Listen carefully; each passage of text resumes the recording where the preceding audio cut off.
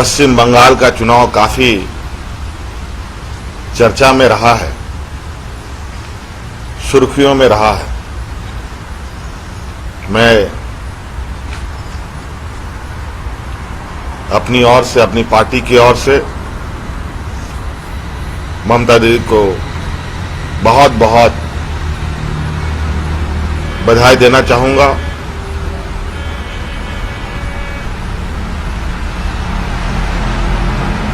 आज आपने देखा कि किस तरीके से चुनाव में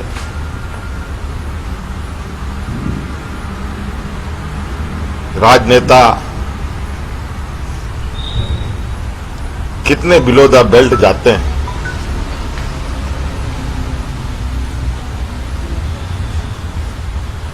आज बंगाल की जनता ने काफी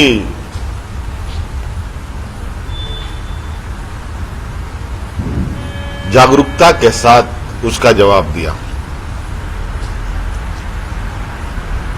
भाजपा ने जिस तरीके से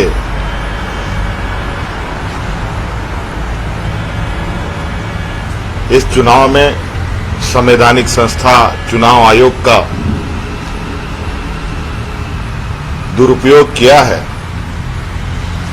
उससे कुछ छुपा, ये किसी से छुपा नहीं है। ये बहुत चिंता का विषय है। किसी एक खास को मदद पहुंचाने के लिए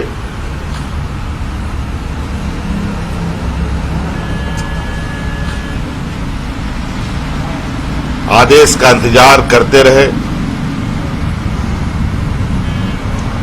और हमारे देश के सबसे बड़े नेता, दुनिया की सबसे बड़ी पार्टी के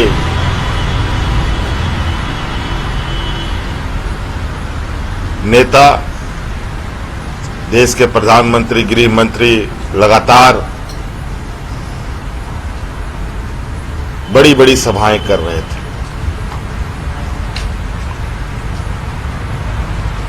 हमारे जानकारी में आज इस वैश्विक महामारी में भी जिस तरीके से चुनाव आयोग ने इस चुनाव को कंडक्ट किया है, इससे आम लोग ही नहीं बल्कि प्रत्याशी लोगों की भी जानें चली गई।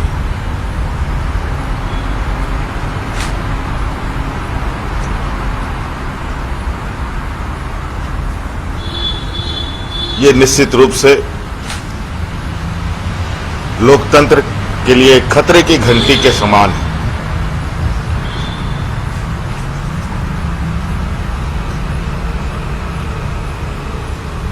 जब देश में इस संक्रमण को लेकर बड़ी घोषणाएं होनी चाहिए थी, बड़ी संसाधनें राज्यों को उपलब्ध कराया जाना चाहिए था, तब ये सिर्फ और सिर्फ राजनीतिक और सत्ता की होड़ में लगे थे।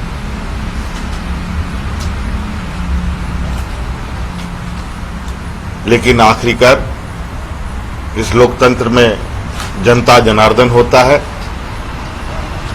और इन्होंने अपना निर्णय सुना दिया है।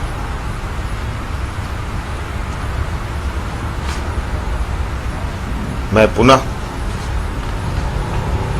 ममता दी को बहुत बहुत शुभकामनाएं देता हूं।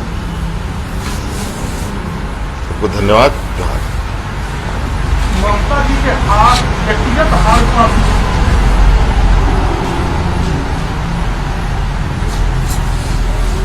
ये कोई नई बात, सवाल आप नहीं पूछ रहे। इससे पहले भी लोग हारे हैं, प्रधानमंत्री तक हारे हैं, मुख्यमंत्री तक हारे हैं।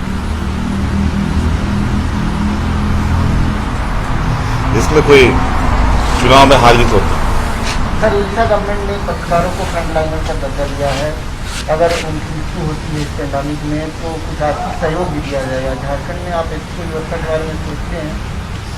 नहीं, हम लोग सभी को, सिर्फ पत्रकार नहीं, इस राज्य में 3.25 करोड़ की पॉपुलेशन है, शायद थोड़ा उससे अधिक, और मुझे लगता है उसमें आप सब लोग भी आते हैं। हमारी आप पर भी नजर है, उन सभी पर नजर है, और समय अवधि के साथ साथ अपने हम लोग निर्णय ले रहे हैं। और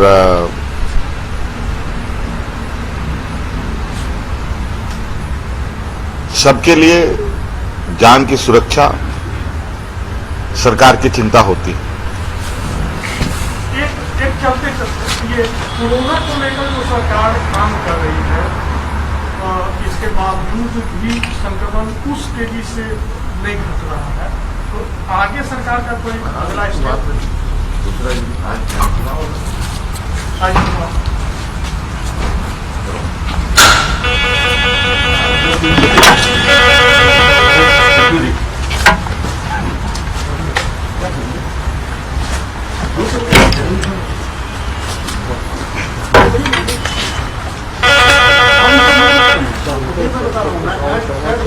नहीं, आपको क्यों बोल रहे हैं?